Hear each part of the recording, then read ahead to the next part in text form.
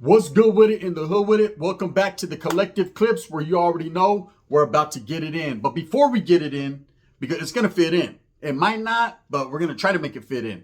But before we do that, man, let's hit that like and subscribe button. Put your notification bell on all so that way you're abreast of all the dope content I'm bringing all week long. And let's get into it, man. The collective clips at its finest. Real talk, man. In a menudo style, in a direct fashion. And you know what? A lot of people, I've said it a million times already, but I'll say it one more again, just for everyone. What does a menudo style in a direct fashion mean? Well, I used to have a homeboy that used to knock cats out. One-hitter quitters, right? He was a knockout artist. And he used to say, when I hit him so hard and I knock him smooth out, they need menudo in the morning to get their motherfucking fundamentals back, right? It's the hangover drug, man. It's the hangover cure, right? So that's exactly what menudo style means. A quick knockout, man. In a direct fashion, I used to have a homeboy Chilo from Salas. Good-ass homeboy, man. Respects to the homeboy. We used to play dominoes, man, against the brothers, man. And when we played dominoes, I mean, this was an OG from way back. Brocha dropped from here all the way to his fucking collarbone. This vato used to be like, hey, Holmes, bolt the doors, let's say, in a direct fashion, right? And go get me 2 cases of sopas that you owe me. And I want chili, not chicken. I know you people. That's what he used to say. He was a good-ass homeboy, man, an OG, a throwback from way back. Respects to the homeboy Chilo de Salas. And at the end of the day, man, that's where I get it from, a menudo style in a direct fashion, a quick knockout directly, man. So there you go there, man. For those of you that have been asking me a lot, that's what it means. Now, you see the thumbnail right there. Mexicans and blacks, man. Odds and ends. Enemies forever. Opposites attract. I don't know, man. But at the end of the day, I know that I've always been cool with the brothers, man. Black and brown on minds. I've always fucked with their music heavy. I've always fucked with the culture heavy, the food, the people, the bang, bang, bang, bang, bang. You already know what it is. Ding, ding, ding, ding, bingo. Right? Not a fucking a heavy hitter, not a single. Now, I'm going to tell you right now, definitely, man, when it comes to brothers and Mexicans mixing in prison, well, that's a heavy topic, right? That's a topic not everybody likes to delve into or dive into, but I'm going to let you guys know a little bit about it, just a little bit. Here's some knowledge you can't get in college. You know, growing up as a norteño within that group, that gang, which I once was part of that heavy, I definitely associated and affiliated on the same side of the yard with the blacks. Okay, I know a lot of people like to think that there's an alliance or that the brothers and the norteños fuck with each other constantly. But there has been wars between the two groups. It's not always what people think it is. There is interaction. They do function on the same side of the yard. So, of course, there's going to be some, you know, type of correspondence, some type of, if we could help you out, you could help you out, help us out. And, of course, if you have a common enemy, man, you come together and join forces to abstract that enemy from the yard. That's just how it is, man. Utilize anything that's beneficial to you at that point in time. And that goes for all sides, not just Mexican towards the brothers, but brothers towards the Mexicans, man. There's been many places where a brother gets to a yard, man, and maybe he did the Southerners wrong in some different place, man, and they're feeling some type of way. But because he functions and he's got a lot of love for the North and the North got love for him, man, he's able to wiggle in some instances. In most cases, though, it's nobody's fucking business, man. Everyone stays out of other races' business or other groups' business because they're not trying to get their group caught up in something that doesn't involve them. Now, as far as Mexicans, and when I say Mexicans, man, let's fuck the elephant in the room. Let's talk about it, right? Not all Mexicanos hate blacks and not all blacks hate Mexicanos. There's a stigma there, man. There's a lot of history, a lot of guerra, a lot of war that's happened, a lot of stabbings, a lot of killings, a lot of things that happen behind them walls, as well as the streets. You know, there's been wars fought for so long down in LA and in Southern California, not necessarily Northern California, and I'll give you the rundown on that. But there has been, but more so down south, man. When you have two big groups of people that traditionally haven't got along, man, or don't see eye to eye, but they rock the same streets, man, the same hoods, the same barrios, man. They hit the same 7-Eleven, the same Circle K, the same swap meet, the same Stater Brothers, the same, you know, everything. There's going to be times when they bump each other's heads. There's going to be times when they actually get along. You know, I talk to a lot of authors from down south, man, whether they're black or Mexican, Mexicanos, Sureños, Paisas, a little bit of everything. And most of them tell me the same thing, man. They ain't really tripping off each other like that, man. Depending upon barrio warfare and things, you know, that have happened in the past. But nowadays, motherfuckers are leaning more towards uniting, or if not uniting, just not even tripping like that. But, you know, history repeats itself, man. So you can only think You know, just because a few people like a few people and they get along doesn't mean everyone does, man. But you can't let one bad apple spoil the whole damn bunch, like a Donny Osmond song. You can't let someone that doesn't get along with someone dictate your program, because not everyone speaks for everyone. Let's just say that. And those that speak highly in high places, man, well, their word is bond, homie, and that's all that should matter, anyways. But being locked up, I've seen several instances where I have seen Southsiders and blacks go at it. A lot of war, man. And most of it wasn't fought over racial tension. It wasn't fought because they were black or because they were brown. That's the furthest from the truth, man. When I hear people say that, oh, they don't like us just because we're brown, or they don't like us because we're black. Nah. It never gets racial like that, really, man. There's a line that's drawn in the sand, man. You stay over there, we stay over here type shit, right? There's people, and it's not cool, man. I get it. You know, I get it. You know, when you hear certain things about, well, these people can't eat after these people, or these people can't do business with these people, or can't associate or affiliate, you know, it doesn't make any sense. And you're right, gente, but politics is politics. When you're in prison, man, that's just the fucking way it is. It's been like that for a long time. It's going to continue to be like that. You can't change the narrative, man. Maybe one day somebody in a high place will decide to change that narrative. But until then, that's just the rules, man. You have to follow rules. Whether you're a fucking outlaw, an outcast, a villain, a criminal, a thief, whatever you are, man, there are going to be rules that you're going to follow. Okay, you might not have wanted to follow society's rules and you got incarcerated, but then you're just going to get locked up behind the walls and follow someone else's rules. It's the way it is, man. Whether it be the administration or your gente, your own people, there will be fucking rules to follow and people you can fuck with and who you can't. Period. Plain and simple. So you can puff your chest out all you want and think you're Billy Badass, Holmes, and you're going to be Mr. Billy Badass, the real one. And he's definitely going to calm your fucking, your cool, right? He's definitely going to blow your smoke out because that's just how it is. I've seen a lot of instances where Southsiders and blacks have had riots and melees and just went at it, right? And I talked to this one kid, man. He was a young Southerner. I remember we're chopping it up, and he was like, "Hey, bro, you know why?" He was like, "I got a lot of camaradas, a lot of good homeboys that are black, man, from, you know, the Crips, from certain hoods, neighborhood Crips, Hoovers, Grape Street." He was like, and I fuck with them tough, man, crime partners y todo, man, you know what I mean? And me and them about to share the same kuka many times, Holmes. And I said, yeah, but at the end of the day, what goes on in the streets doesn't count for what goes on back there, man. You know, behind them walls is a different treachery. It's a different type of world. You know, when people try to mix two worlds, man, it doesn't gel and it doesn't work out. You know, the Mexican and black thing has been a war that's fought for many, many years, man. But it's a war of people's mind. It's a lot of people that don't really know where it stems from and why. You know, and I'm going to tell you, to me, it's a war that I think shouldn't be fought. Or shouldn't hold no bearing, or we should just let all that go, because we're all minorities. We're all oppressed people. We're all people that are looked at a certain way, especially in the United States of America, man. Although we do get a lot of luxuries, man, and I can't knock the black people, man. They have fought a lot for what they have established, man, just like brown people have. We've all fought, whether it be side by side or amongst each other, we have fought, or even each other. We have all fought to gain what we have. And that's what it should be about. It should be about unity. It should be about prosperity. It should be about motherfuckers coming up, you know, instead of holding people down. There's always going to be that little bitter taste and that animosity. I notice, man, even when vatos are getting along, they ain't really getting along behind the scenes. Ain't that some shit? But I think we support each other. If we realize, Holmes, that there's a greater evil, a bigger evil, we should come together like butt cheeks, man, and make shit clap. But that's just me. Now, I remember one instance, man, and I've told the story on it before. Probably one of the most vicious and violent things that I seen happen was in Susanville prison.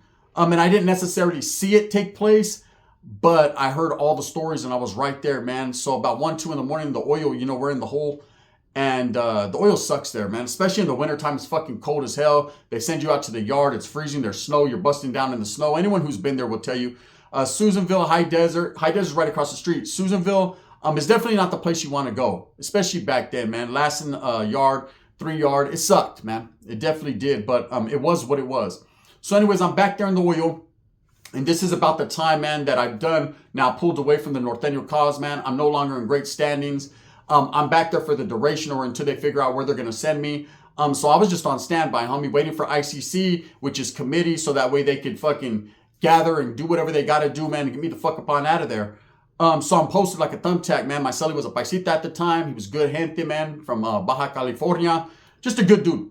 And we used to just kick it, chop it up, and do our thing. And one night, man, I see all kinds of brothers start coming in, man, leaking, man. I'm talking about patches on their eyes, everything. I see hella Southsiders coming in. So I automatically assumed, Holmes, that there had been some type of fucking altercation between the Southerners, the Southern Hispanics, of course, and the blacks, the brothers, man. And wasn't nothing new to me. You know, I've been seeing this same old shit since CYA, man. You know, in the Youth Authority, it was very racial. It was a black and brown thing, man. There were times when I seen people fight just because of the color of their skin. There was times where I seen people disrespectful to each other highly just based on the skin tone or where they were from, man. And I always thought, you know, growing up in Northern California, that's not the way we grew up. So to me, it was foreign. To me, it was a little, it was crazy. It was different, man. And I remember there was times that Norteños even got looked at differently by brothers, man, just based on we were brown. We had to fucking cool them engines real quick and let them know, you know, that's not the way we rocked, Holmes. And we let them know exactly how it was that we did rock, and it was all love. But up until that point, I had seen so many things. So I remember these guys coming in all fucked up, man. I was thinking, damn, man, Southerners must have got on their head. Now, everybody wins and everybody loses in prison. Same thing happens on the streets, man. What can make you happy one day can make you frown the next, you know? Here's knowledge you can't get in college, man. Don't think you're never going to be undefeated, man. Don't think you're Floyd Mayweather, I said, and you can just hold people and hug them, because that ain't the way it is in the real world. In the real world, you'll get your ass knocked fucking backwards, period. If a vato doesn't like you, it is what it is. So anyways, I seen all these guys come in, man, and I've told the story, man. It was a melee over some pictures, man. Some brother, man, had got some pictures of a dude's old lady, put him in his photo album, didn't give him his mail, and that's a no-no. That's a quick violation right there, man. Of course, the pictures were seen by some other vato. He told the Southsiders, they approached him. They approached the brothers, man, told them to get rid of this guy before it had to get ugly. They didn't. It got ugly. And that's just it, you know, I've seen in many instances go vice versa, you know, where the brothers have made that first move. But, you know, I'm not here to knock one group or another, man, because there's not all times that they hate each other. I've seen them get along. I've seen a man, you know, play, not necessarily sports together, but conversate. I've seen great conversations between OGs, you know, OG brothers, man, and OG Southsiders and Norteños. I've seen a lot of people, you know, there's a stigma and there's the reality is, man, men will respect men, period. Doesn't matter what color you are or where you're from. A real one's going to respect a real one, and a real fake one is, well, just going to get beat up. That's just how that goes. But let me tell you guys a little story. I don't know if I've ever told this one, but I wanted to put it out there, man. You would think me, more so than anyone, would have problems with brothers, man. It seems like every time I fought, most of the times was with the brothers. You know, you would think being a Norteño, I would fight with the Southsiders all the time, but in prison, man, I can't say that I ever did. If it came to that point, man, there would be fucking pedazos pulled out of the ground, you know, and people would get hit. But really, to be honest with you, man, I did have a lot of altercations with brothers, man, but still got a lot of love and respect for them, because that's just men being men and doing what they have to do. But I was a kid, man. And this right here forever lives in me. Forever, I'll never forget it. But I was a kid, and we had this place called Rollerland in Merced, man. You know, where everyone went skating and shit. And there was one night in particular that everybody loved, and that was New Year's Eve. And the reason why is because our parents could drop us the fuck off. We were taken care of, man. We were there. It was an all-night skate. They had a dance and skate. You'd skate half the night. The other half of the night, man, it would be dancing and shit. And I remember it like it was yesterday, man. I went like 3 years in a row. The last year I got beat up, I didn't. Here's the story. So my jefita had dropped me off. Bam, me and my little brother and a couple homeboys. And we were young kids, man. I was 9, 10 years old at the time. This is prior to me going to CYA. So I was a kid. You know, I was in the mix as far as getting to know the Norteño movement and watching my tios and the homeboys do what they do and trying to get with the program. But I wasn't really no hardcore gang member. I was a little kid, man. A real little kid. Skinny, ugly, and dirty, right? So I remember I was putting on the little butt-naked fucking skates. They give you them fucked up ones, right? The brown ones. And there were some brothers there. And I remember looking over in their direction and wondering what the fuck they were doing there, because most of the people that were there were teenagers or kids. These were grown men. These were 25, 30-year-old men. And I remember they were talking and they were having a conversation, kind of like a lightweight argument. And then all of a sudden this big one comes up to me. And I mean, he's big, looking like Poetic Flacco, only hard. You know, he comes up to me, fat dude, and he was like, "Hey, blood. Hey, blood." And I was like, oh, hell no. Right? I'm a little kid putting on my skates. And I said, yeah. He says, "Who you think hit harder, me or him?" This other brother looked like a mix between Debo and Tyrone, right? Before he got his balls crunched by Cat Williams. I was like, oh, hell no. So I'm a little kid, and I was like, but I'm a little tough kid. I come up in the barrio in the ghetto, so I got a little bit of fucking spark to my nature. I got a little bit of fucking, I'm an asshole, put it like that. Little badass baby kid. So I was like, I don't think it matters. It's only going to hurt for a little bit. Boom! The fucking 30-year-old guy bust my whole grill open, right? He said, tell me how that feels, right? That hurts, right? The other Volta comes, boom, blasts me from the side. I still got a dent in my head. It goes like that, right? Catches me from the side, damn near knocks me out. And he was like, is that one going to feel good? I was like, grown men, man. I'm not going to lie to you, man. From that point on, I did have a little animosity towards the brothers, man. I chose to have some hate in my heart instilled. But I had friends that were black, you know. To me, you know, you can't blame everyone for a couple bad apples. You know, I just got beat up from the feet up by grown men for no other reason than being a little bad kid. I didn't deserve it, you know, but I was upset for a lot of years, man, until I grew up and I grew into my own, and I was in CYA, man, and I started to affiliate and associate with a lot of brothers, and I seen that we had a lot in common, man. We were all going through some of the same struggles. So case in point, do blacks and browns hate each other at all times in prison or on the streets? Absolutely not, man.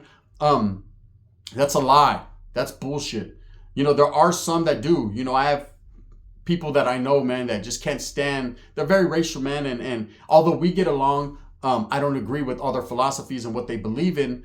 And when it comes to that, man, I try to shy away from the conversation because they know where I stand. I'm always going to stand black and brown. I'm always going to get along, you know, with the brothers, man. It's because I've associated with them my whole life. I've lived, you know, in the same areas. You know, a lot of the urban things that go on, like in places like Oakland, Frisco, Richmond, Vallejo, even the Central Valley, man, where there's not as many brothers, but there are, you know, Stockton, Merced, Modesto.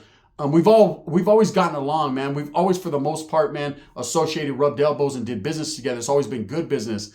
Now, don't get it twisted, man. You know, whatever they had going on is what they had going on and vice versa. But at the same time, man, we respected each other's integrity, the class, and the way we carried ourselves with professionalism. It's just how it was. Valley living, 209's most vicious. Don't get it twisted. Stay optimistic before you turn into a statistic by a bullet or a ballistic. It's just real.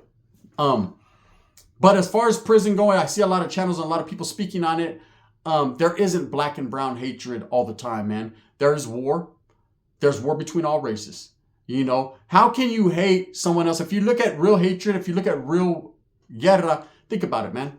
Crips and Bloods fighting, black on black, you know, North and South, brown on brown. For the most part, most of the people that are involved in hitting each other are your own, you know.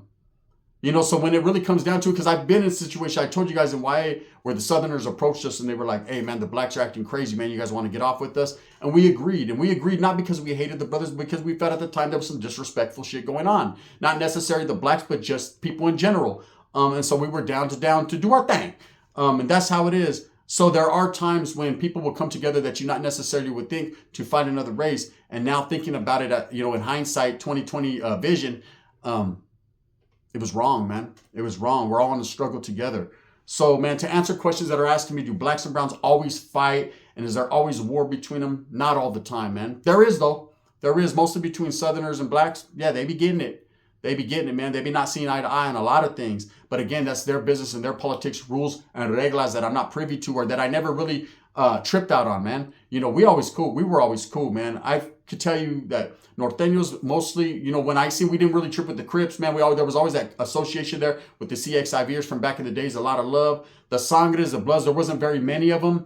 You know, I've never had the privilege of really doing a lot of time with a whole lot of them. It seemed like they were the Norteños. They were the smaller group, smaller faction. The Kumis were deep, man. The 415s or the Bay Area brothers, man. And we always seemed to bump heads with them for one reason or another. I don't know, man. But with that being said, to answer the questions that are asked to me, is there ever a downtime? Are they cool? I've seen a lot of them be cool with each other, man. And that's just the truth. With that being said, man, it's all about black and brown, man. We need to come together, man. We need to open doors for the youngsters and let them know that a lot of the wars and a lot of things that we've been through in the past amongst each other, man, it wasn't racial, homie. It wasn't hatred. It wasn't bigotry. It wasn't none of that, you know. It was just not seeing eye to eye on certain aspects of the game. With that being said, move smooth with a purpose. Get everything that you want coming to you. Remember, at the end of the day, it's all about the struggle and strive. And we're all striving to struggle, man. You know, and we're striving to not struggle, really. But we're all doing it the same way, just with a different flavor. Thumbs up or thumbs down. Heavy's going to be the head that wears the crown. I'm going to continue to strive and struggle for my peoples, for who I fuck with, for the raza, man, and the brothers. Woods! I ain't forgot about you, brothers. You never even talk about us, brother. Oh, that's because you're the white man and you march on. You know what it is, though. Bang, bang. The gun. For reals.